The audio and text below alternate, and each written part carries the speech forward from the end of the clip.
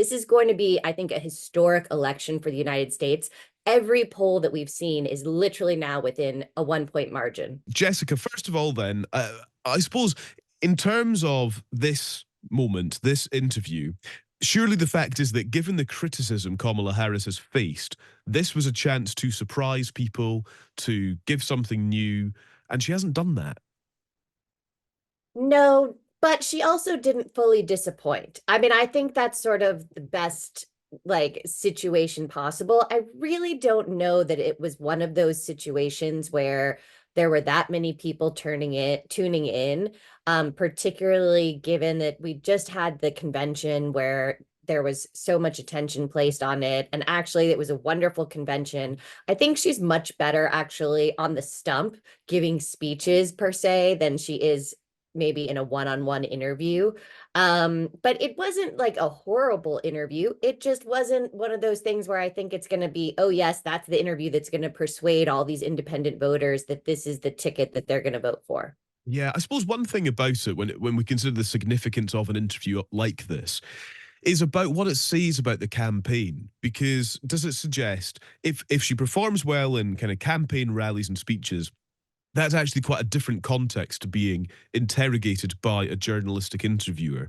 And there's arguments Absolutely. to suggest this wasn't a massively thorough interrogation. But anyway, that aside, you can't just run a campaign on vibes, can you? There's got to be some depth. Well, I mean, I think there is here. That's really what the momentum has been about. Mm. I would like to see more in general, and I think a lot of voters would about the economy. She started with saying that, on day one, that she's going to focus on the middle class, but then there weren't a lot of details as to what that looks like, other than we're talking about, the child tax credit for families, things like that, first-time home buyers. But there was some talk about small business.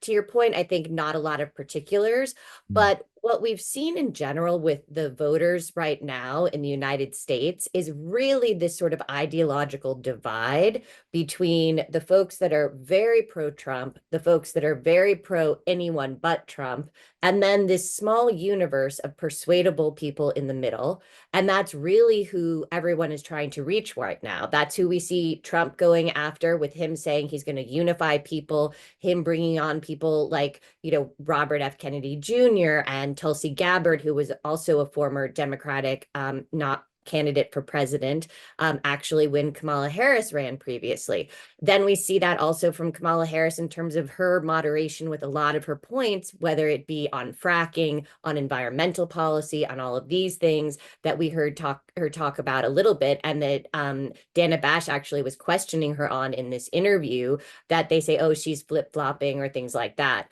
Mm. But everyone's sort of going, I think, a little bit towards the middle, which is always a good thing for American politics. That's the sweet spot. The question is going to be who's going to get out the most votes. And those voters that are going to be the swing states in this election are those more middle class, middle of the road, centrist voters in places like Pennsylvania, Michigan, even in Georgia, Arizona. Those are the places that are literally going to make the difference in this election. Yeah.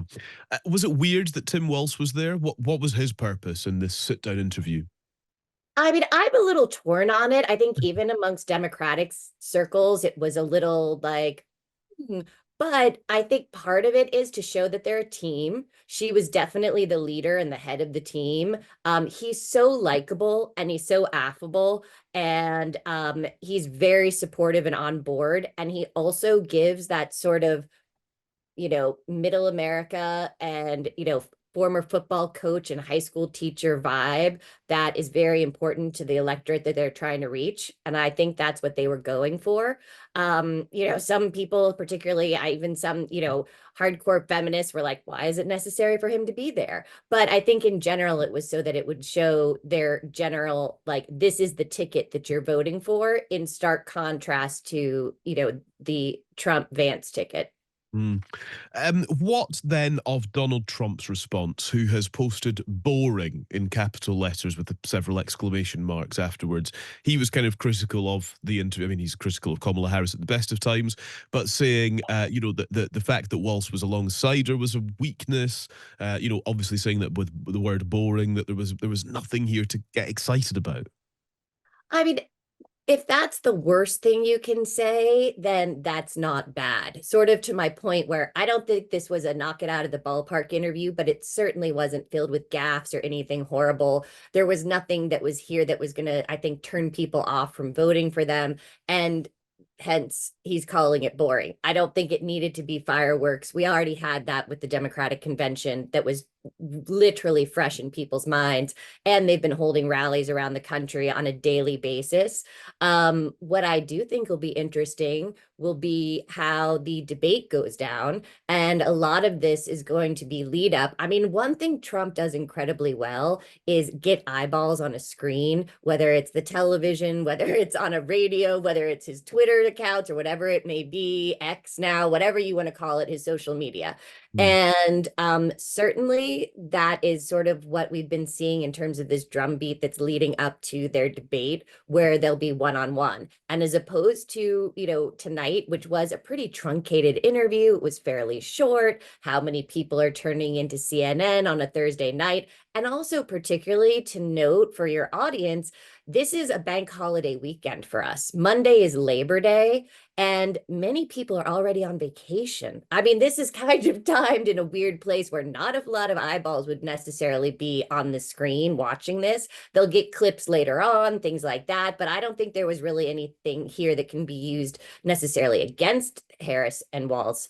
But the debate, that's going to be big viewership. Yeah. Just a final one, Jessica, very quickly. Is it clear at this point in the campaign, with what, 67 days, I think it is now to go until election day itself?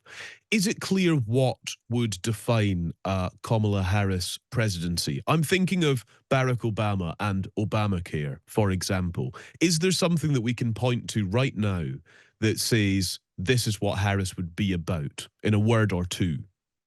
Well, I think really, I mean, Obamacare came on later. At this point, back in 2008, we were not talking about Obamacare being his Mm. first thing. If anything, we were talking about the economy because of the state of the recession and everything that was going on with what we had just happened. And his word was hope.